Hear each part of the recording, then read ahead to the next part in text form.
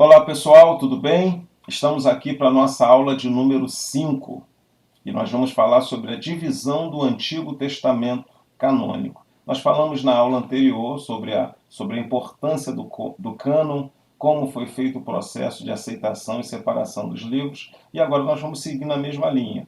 Quando você abre o Antigo Testamento, e algumas vezes caiu lá Juízes, Malaquias, um dos profetas menores, a dúvida de muita gente é: que período foi esse? O que Deus esperava do povo? O que Deus cobrava do povo?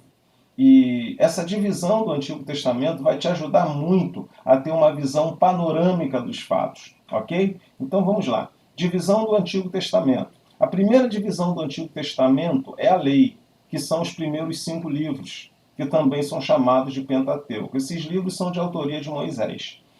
São 5 livros: Gênesis, Êxodo, Levítico, Números e Deuteronômio. Esses livros tratam da origem de todas as coisas, lei e estabelecimento da nação israelita. Também são chamados de o Pentateuco. O nome Pentateuco é proveniente de 2 palavras gregas: penta, que significa 5, e livros, e teucos, que significa livros ou estojo. A lei subentende a existência de um governador divino ou humano. A palavra lei é tradução do hebraico Torá, instrução, do aramaico dat, que significa estabelecido, e ainda do grego nomos, que significa costumes. Lei é uma regra autorizada para governar o proceder dos homens, quer seja revelada dentro do homem ou fora dele. Quando nós falamos da lei, que normalmente quando abrimos a Bíblia vem lá Gênesis, a origem de todas as coisas, Levítico, Números, Êxodo, Deuteronômio. Então, assim, esses 5 livros, a ordem é Gênesis, Êxodo, Levítico, Números e Deuteronômio. Cada um tem sua importância e cada um aponta numa direção. Colocamos aqui, a lei pode ser imposta por autoridades constituídas do Estado, que são ordenadas por Deus, conforme a referência que você pode ler com calma, ou emanada diretamente de Deus, revelada de um modo sobrenatural e audível, como foi no Monte Sinai, ou por meio do Espírito, como foi aos profetas, ou revelada na constituição da nossa natureza, conforme Romanos 2, 14 e 15. Ou seja, Paulo disse aos romanos que onde a lei não chega, onde o evangelho não chegou, as pessoas receberão instrução pela sua própria consciência. Porque quando Deus criou o homem e nos deu o Espírito, nós recebemos 2 faculdades. O Espírito veio com 2 faculdades: fé e consciência. Ou seja, todo ser humano possui fé e consciência. É claro que quem não tem o Espírito Santo tem sua consciência adormecida. E aí ela não confronta, ela não cobra, ela não requer muito dessa pessoa, uma vez que a sua consciência está meio que em stand-by. Quando você recebe o Espírito Santo na sua vida, ele ativa a sua consciência. E aí essa voz interior que todo mundo tem, ela é ativada e a cobrança aumenta. Porque agora o Espírito Santo vem morar em nós, ativou nossa consciência do certo e do errado, e aí começa o nosso desenvolvimento. Ok? O Pentateuco ou Torá, tem aí um gráfico bem bacana, a visão gráfica do Pentateuco. Gênesis, conteúdo de Gênesis, origem e patriarcas hebreus. A ideia-chave são os princípios. Quando falamos de Deus em Gênesis, qual é a visão que se passa? Soberania. E com relação ao homem? Já no iniciozinho fala da queda do homem. Êxodo, livramento do Egito e tabernáculo, libertação, poder e redenção. Levítico, regulamentos religiosos e morais, legislação, santidade e comunhão. Números, peregrinação no deserto, provação, severidade e orientação. E por fim, Deuteronômio, repetição da lei, recordação, fidelidade e destino. Deuteronômio é um livro especificamente voltado à repetição. Ou seja, ele é o resumo de aproximadamente 40 anos de deserto. Então, o que nós vemos em Deuteronômio, nós encontramos nos livros anteriores de alguma maneira. Então, a pedagogia mais tarde definiu que o método mais eficaz de ensino é a repetição. E a Bíblia já faz isso há muito tempo. Ok? Então, a primeira parte do Antigo Testamento, a primeira divisão, é lei. Lembrando que o Antigo Testamento nós dividimos ele em 4 partes: lei, história, poesia e profecia. A primeira é a lei que nós acabamos de falar. Segunda divisão do Antigo Testamento, história.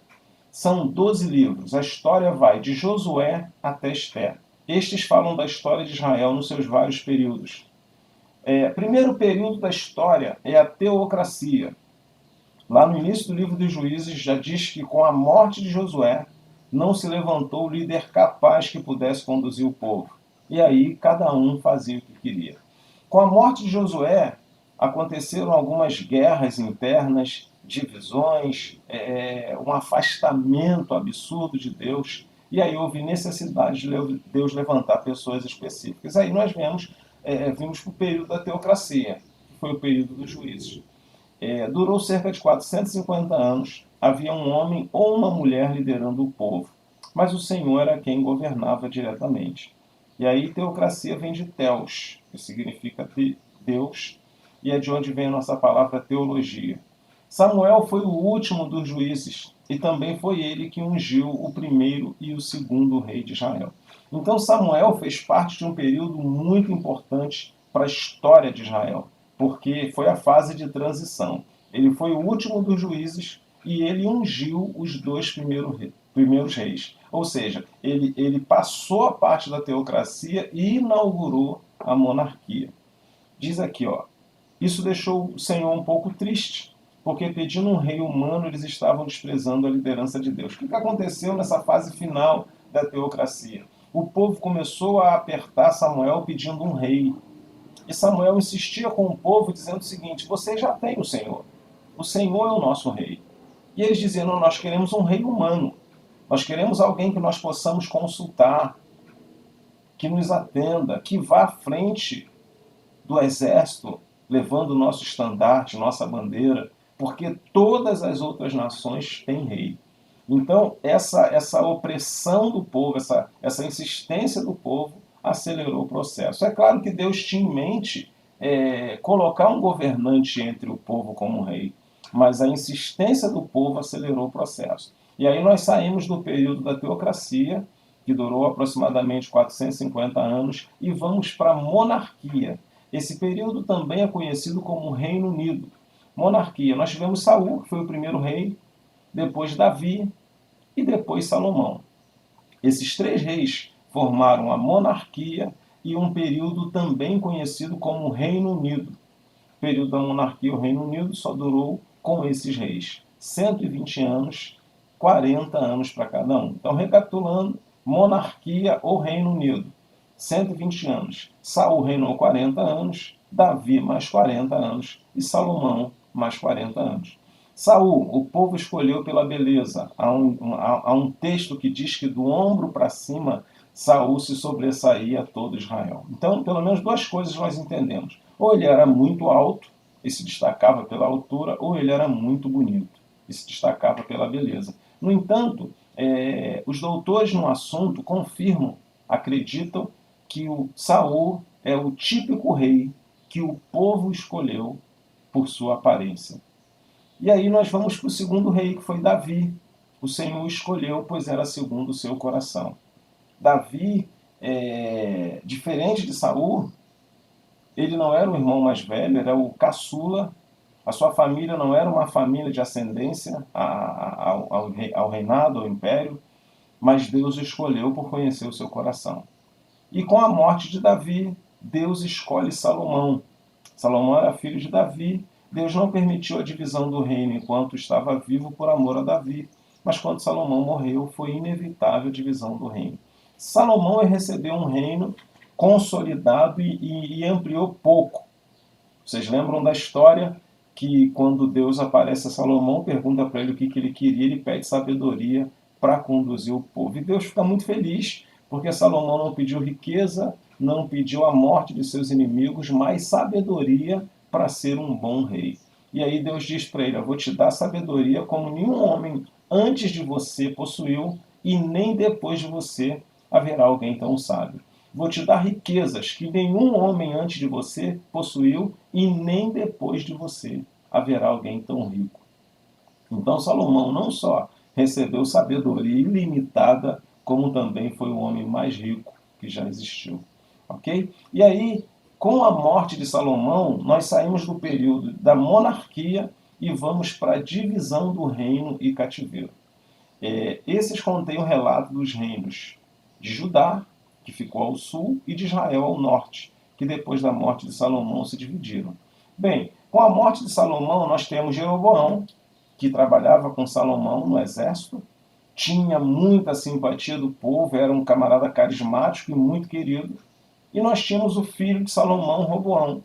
Roboão não soube lidar com o reinado, com tudo que um rei precisava decidir e gerir, acabou ouvindo conselhos ruins, dificultou mais a vida do povo, aumentou os impostos e a carga tributária, perdendo assim o apoio popular. E aí nessa, Jeroboão trouxe o povo para si, dividiu o reino, ficou com 10 tribos.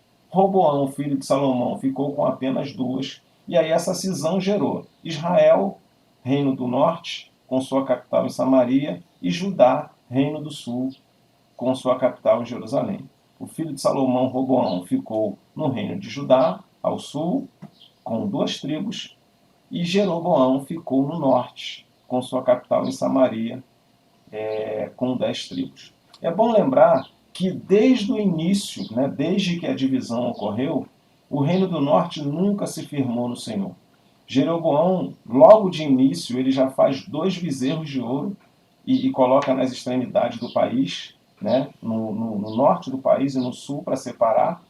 E Jeroboão tinha uma preocupação do povo ficar visitando Jerusalém, ficar visitando Judá por causa do templo e acabar ficando lá. E aí ele já faz 2 bezerros de ouro e diz para o povo: aí está o Senhor que vos tirou do Egito. E essa é uma das razões pelas quais o reino do norte nunca se firmou no Senhor.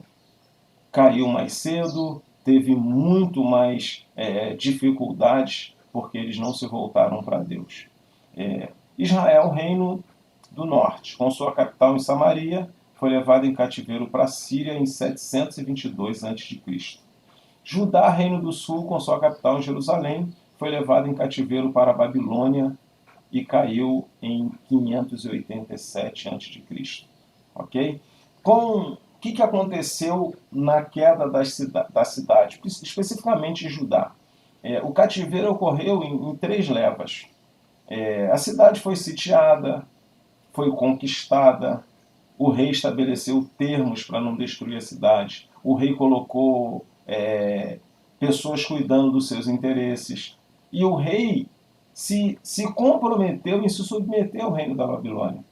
E aí, quando o rei da Babilônia ia embora, os falsos profetas se levantavam e diziam: não, Deus não quer que você se submeta, você tem que se rebelar, você tem que ser autônomo. E aí voltava, e cada vez que o rei se recusava a obedecer a Babilônia, Nabucodonosor, Nabuzaradã e companhia vinham com mais forças.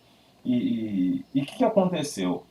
A destruição da cidade veio em 3 partes. Na primeira leva de cativos, foram levados os príncipes, o pessoal que pertencia à aristocracia judaica, os nobres. Na segunda leva vai os comerciantes, as pessoas influentes na cidade. Na terceira e última leva, ele destrói a cidade, queima tudo, inclusive o templo, e leva o povo para ser mão de obra nas províncias. Então, na primeira leva, vai Daniel e seus amigos. Na segunda leva, vai Ezequiel e pessoas importantes. Na terceira e última leva, vai o povo simples para servir de mão de obra na cidade. Assim como o cativeiro e a queda da cidade aconteceu em três levas específicas, o retorno para a cidade de Jerusalém, para o país, depois que o cativeiro passou, também ocorreu em 3 partes. E aí nós vamos para a última parte da história, que é o pós-cativeiro. Sob Zorobabel, Esdras e Neemias, em conjunto com os profetas contemporâneos. Assim como o povo foi levado cativo em 3 levas, o retorno também aconteceu em 3 levas. Então Zorobabel, que tinha ascendência ao trono, fazia parte da realeza, veio com a missão de reconstruir a cidade politicamente, de reorganizar e estabelecer a ordem. Voltou para restabelecer a nação novamente e reconstruir o templo. Esdras, sacerdote e escriba, voltaram com a responsabilidade de restaurar o culto ao Senhor. Qual era a missão de Esdras? Voltar a ensinar a lei, uma vez que o povo que estava voltando nasceu no cativeiro, não tinha muito conhecimento da lei, da cidade, e a maioria não falava nem o hebraico, né? Era tão grave a situação que Esdras precisava ler as palavras da lei e traduzir para o aramaico, porque o povo que voltou para o cativeiro, do cativeiro não entendia o hebraico. E aí nós chegamos a Neemias, um valente chamado por Deus, voltou para restaurar a cidade, que inclui muros e cidades. E a ênfase do trabalho de Neemias foi a restauração dos muros. Então Zorobabel ficou com a incumbência de restaurar a cidade politicamente, Esdras de restaurar o culto e Neemias de restaurar os muros. Ok? Terminando a parte da história, é bom lembrar que nós tivemos, primeiro, a parte da lei, né, que foram os primeiros 5 livros que nós citamos, e a segunda parte foi a parte da história. Mas o que é importante, e nós não podemos deixar de mencionar, que a história é o elo de ligação para tudo o que nós vamos estudar no que diz respeito a Israel. Período dos reis, queda e cativeiro, profetas. Então, assim, a parte da história de Israel ela é um elo muito importante na nossa compreensão do Antigo Testamento. É exatamente por isso que eu dei mais ênfase aqui à parte da história. Então, nós saímos da parte da lei, que são os primeiros 5 livros, vamos para a história, e logo depois da história, nós vamos para a terceira parte do Antigo Testamento, que são os livros poéticos. Ok? Até lá.